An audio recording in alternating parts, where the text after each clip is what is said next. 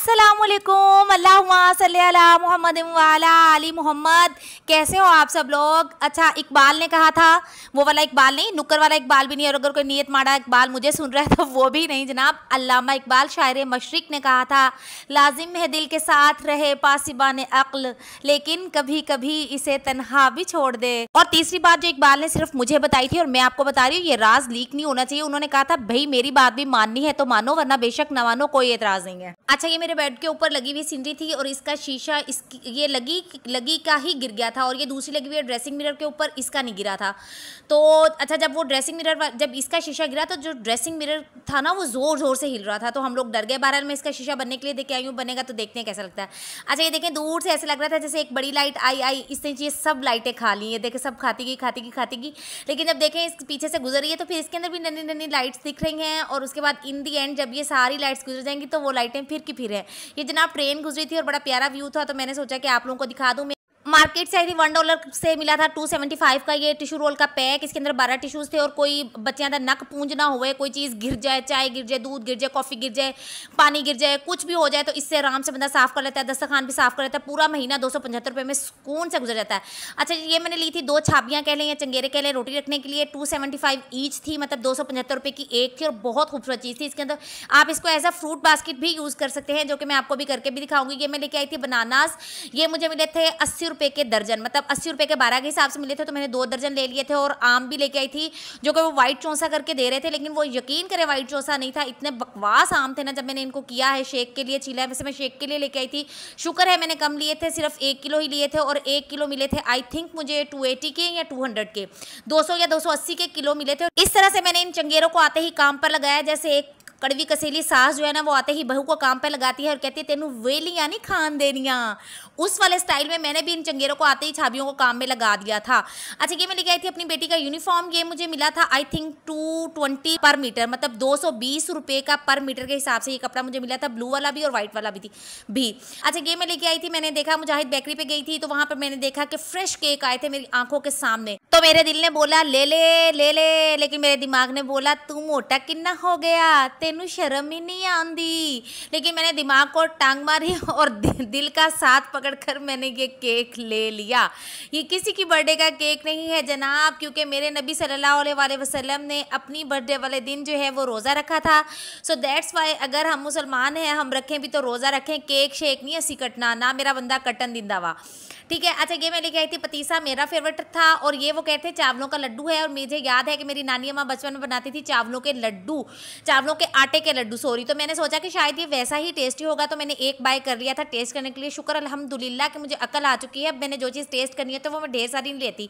मैंने टेस्ट किया था, इंतहाई बकवास था, लेकिन पतीसा जो था ना वो मुजाहिद वालों का बहुत मज़े का था। ऐसे इसकी परतें भी खुल रही थी ना। मैं तो कहती हूँ अच्छे पतीसे की निशानी यही होती है कि वैसे वर्क अलग होता जाता है, जैसे किसी पुरानी किताब को खोले ना, उस तरह से ये वर्क अलग अलग होता जाता है। तो ये बहुत टेस्टी, बहुत मज़े का था। इसको फिर जनाब हमने किया था हलाल, इस केक को अल्लाह अकबर करके इस पर छुरी फेरी थी और मज़े से यम यम यम करके हम खा गए थे। बहुत टेस्टी था। वैसे इसे ये ब्लैक फॉरेस्ट केक था, जिसे हम उर्फ़ आम में कह देते हैं चॉकलेट वाला केक। तो ये चॉकलेट वाला केक जो था ये बहुत टेस्टी था। अच्छा जी, उसके बाद रात हो चुकी थी चूँकि, तो फिर मैंने जमाई दही, क्योंकि मुझे कल बनानी थी मसाले वाली भिंडी। सो उसमें डलनी थी, आपको पता है, दही और बेसन उसमें ऐड होना था। सो मैंने दही घर पर ही जमा ली थी। घर वाली दही का तो कोई नेमुल बदल है ही नहीं। तो ये जनाब दूध सिर्फ इतना ही गर्म होना चाहिए कि उंगली हम अंदर डालें तो वो अच्छा खासा गर्म लगे हमारी उंगली को ना। उसके अंदर अगर मीठी दही है तो 3 से 4 चम्मच भी ऐड कर सकते हैं, अगर खट्टी दही है तो 1 चम्मच काफ़ी है। डाल के उसको अच्छे से मिक्स करके ढक्कन देके किसी भी गर्म चीज़ के अंदर, आपके पास कोई खेस है, कोई चादर है, कोई कंबल है, मैंने ये एसी कंबल ले लिया था और उसके अंदर मैंने फोल्ड करके इसको किचन में ही छोड़ दिया था। और जनाब सुबह जब मैंने अल्हम्दुलिल्लाह उठ के इसको खोला तो ये दही जो थी वो सही अच्छे से जो है वो जमी हुई थी। ओवरनाइट इसको छोड़ देना आपने बेफिक्र होकर। उसके बाद आपने जब खोल के देखना है कि अच्छे से जमी हुई हो तो इसको उठाएं और उठाकर इसको जो है आप वो आधे घंटे के लिए या 15 मिनट के लिए फ्रिज में रख दें और आप निकाल के देखें, ये बेहतरीन शानदार दही तैयार होती है। ये देखें, मैं इसके अंदर चम्मच भी आपको चला के दिखाती हूँ कि ये अच्छे से जमी हुई थी। अभी मैंने इसको फ्रिज में नहीं रखा, फ्रिज में रख देंगे तो ये मुकम्मल टिक्की बन जाएगी एक ना। अभी भी मैं इसको हिला रही थी तो देखें ये कितनी प्यारी जमी हुई थी। और मैंने इसको टेस्ट किया था कि बहुत मीठी, बहुत अच्छी थी। अच्छा, जो जाग होती है ना वो हमेशा मीठी दही की लगाया करें, खट्टी की ना लगाया करें। खट्टी की लगाने से ना दही के अंदर एक स्मेल पैदा हो जाती है।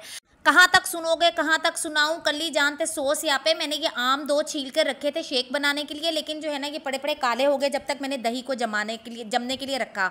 अच्छा जी, उसके बाद जनाब मैं आपको फार्मूला बताने लगी हूँ। अगर आपने 1 लीटर शेक बनाना है या 1 जग शेक का बनाना है तो 1 बड़े वाला आम लेना है, 2 पिंच आपने लेने हैं फूड कलर के, जर्दा रंग के या येलो कलर के, और साथ आपने लेना 1 कप चीनी का लेना है, और 2.5 गिलास जो है वो दूध के होंगे, 2 से 2.5 गिलास, और थोड़ी सी बर्फ़ होगी तो आपका आराम से इजीली खूब मज़े का जो है ना गाढ़ा गाढ़ा सा शेक तैयार हो जाएगा। ये मैं तैयार करी थी। मैंने बोला कि आम तौर पे जो है वो बच्चियों को नहीं पता लगता कि क्या क्वांटिटी रखनी है, तो उनको सिखाने के लिए मैंने यहाँ पर बता दिया। मेल भी वैसे सीख सकते हैं, अगर कोई मुझे देख रहा है तो यही मिकदार होती है। ये 1 जग मैंने तैयार कर लिया था। अब मैं तैयार करूँगी जनाब दूसरा जग। ये मैंने 1 कप चीनी डाली थी, इसके अंदर मैंने 2 गिलास तकरीबन 2 से 2.5 गिलास मैंने दूध ऐड कर दिया है, और फिर 1 मैंगो बड़े वाला जो मैंने छील के और उसको पीसेस बना के रखा था वो डाल के मैंने 2 सेकंड इसको चलाया। उसके बाद मैंने इसके अंदर डाल दी बर्फ़ आप जितनी मर्जी डाल लें। थोड़ा सा मैंने इसके अंदर डाला फूड कलर येलो कलर का, और ये देखें जनाब तैयार, झटपट मैंगो शेक तैयार।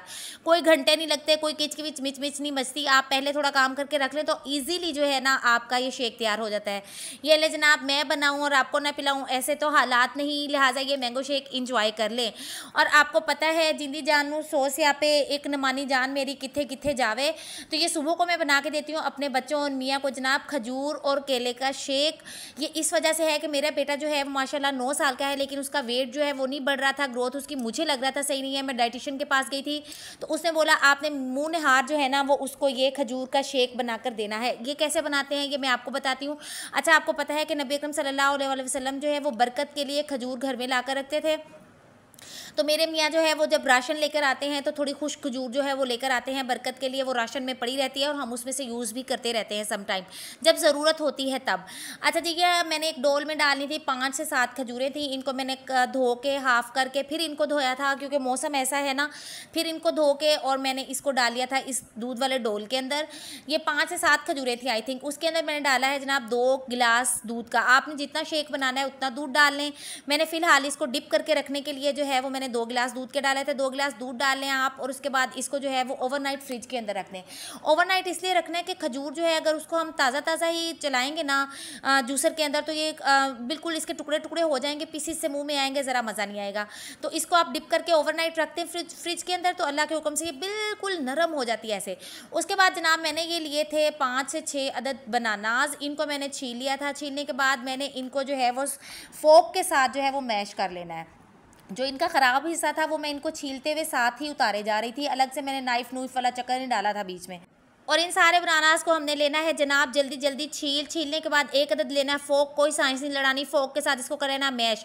अगर आपने छुरी के साथ इसको काट कर डाला तो इसके भी पीसीज रह जाएंगे। ये मैंने निकाल के ले आई थी फ्रिज में से, जो रात हमने दूध में भिगो कर रखी थी खजूरें। उनको इस तरह से चम्मच की मदद से हम इनको बाहर निकाल लेंगे। ये बिल्कुल ऐसे नरम हुई पड़ी, चॉकलेट के जैसी ना, सॉफ्ट हुई पड़ी हैं। अब ये इंशाल्लाह जूसर में भी जाके ये ऐसे जग के अंदर आराम से मिक्स हो जाएंगी सारी दूध के अंदर ना, चॉकलेट जैसे घुल जाती है उसी तरह से ये भी घुल जाएंगी। इस तरह से मैंने फोक लिया था और इन सब बनानास को कर लिया था फटाफट मैश। भाग भाग डी के बॉस भाग भाग भाग भाग भाग भाग डी के बॉस भाग। इस तरह से मैंने इनको फ़ौरन से मैश कर लिया था। मैश करने के बाद मैं इसको डालूंगी जनाब जूसर के अंदर डालूँ। अच्छा वैसे उसने मुझे मना किया था डाइटिशियन ने कि आपने शुगर ऐड नहीं करनी, लेकिन मेरे मियाँ का और बच्चों का गुजारा नहीं है भाई, वो फीका फीका नहीं पीते। तो मकसद तो ये है कि ये लोग पी लें, इसलिए मैंने इसके अंदर जनाब शुगर भी ऐड की थी। ये आप लोग अगर चाहें तो मत ऐड करें, ये बहुत हेल्दी होता है। ये आपको इंस्टेंट एनर्जी भी देता है। आपको पता है खजूर खाने से इंस्टेंट एनर्जी मिलती है, तो ये जो है इंस्टेंट एनर्जी भी देता है और साथ जो है ना ये वेट गेन करने में भी हेल्प करता है। जो लोग अपना वेट गेन करना चाहते हैं उनके लिए ये बहुत अच्छी चीज़ है। लेकिन मेरे जैसे लोग जो हर वक्त वेट को घटाने के चक्कर में लगे रहते हैं उनके लिए ये हरगिज़ नहीं है। लेकिन फिर भी भाई छड़ना सी किसी शय नू नहीं। इसको मैंने बनाया था और मैं भी इसको पी गई थी बेफिक्र होके। अगर सर्दियों में आप ये बना रहे हैं तो आप इसमें आइस ना डालें, क्योंकि हमने ओवरनाइट फ्रिज के अंदर दूध को रखा होता है तो वो वैसे ही ठंडा हो जाता है, तो आइस डालने की ज़रूरत नहीं होती। लेकिन अगर आप इसको इस तरह के ठंडे मीठे मौसम में बना रहे हैं या गर्मियों में बना रहे हैं तो लाजमी बर्फ़ डाल लें, उससे बहुत अच्छा मतलब पीने में हेल्पफुल रहता है ये ना। ठंडा ठंडा से दिल को ऐसे सुकून मिलता है जब हम इसको पीते हैं। ये जनाब बिल्कुल बनकर तैयार हो गया था। कोई फिक्र मानू दस दो, असी इत्थे शेक पी जाने, केक खाई जाने, तो खजूर वाला शेक भी पी जाने। असी दसी जाने या फिर ना आखी के खबर ना होई। अच्छा जनाब, ये मैंने एंड पे इसके ऊपर डाले थे, थोड़े से गार्निशिंग की थी बादामों की, और ये बहुत टेस्टी बहुत मज़ेदार था एज़ यूजुअल। अपना ख्याल रखिएगा, मुझे दुआओं में याद रखिएगा, सब्सक्राइब कर दीजिएगा। जिन्होंने पहले से किया हुआ है उनका तहे दिल से शुक्रिया। अल्लाह हाफिज़।